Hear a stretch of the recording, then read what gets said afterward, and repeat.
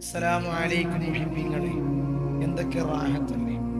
അല്ലാഹു സുബ്ഹാനഹു വ തആല 4 കാര്യങ്ങൾ നമുക്ക് വാഗ്ദാനം നൽകുകയാണ്. ഇദ്ഉനി, നീ എന്നോട് ചോദിച്ചാൽ അസ്തജിബ് ലക്കും, ഞാൻ നിനക്ക് ഉത്തരം നൽകാം.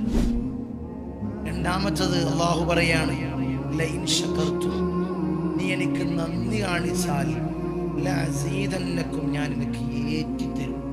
മൂന്നാമതായിട്ട് അല്ലാഹു പറയാണ്, ഫദ്കുറൂനി, നീ എന്നെ ഓർത്താൽ അദ്കുറുക്കും, ഞാൻ എന്നെ ഓർക്കും.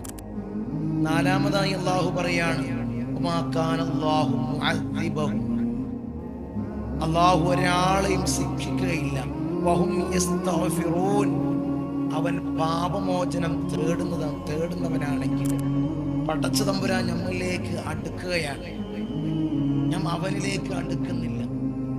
എല്ലാം കൊണ്ടും അല്ലാഹു നമുക്ക് വാഗ്ദാനം നൽകുകയാണ്. നമ്മൾ ആ വാഗ്ദാനം നിർവഹിക്കുന്നില്ല, ആ വാഗ്ദാനം നമ്മൾ അംഗീകരിക്കുന്നില്ല.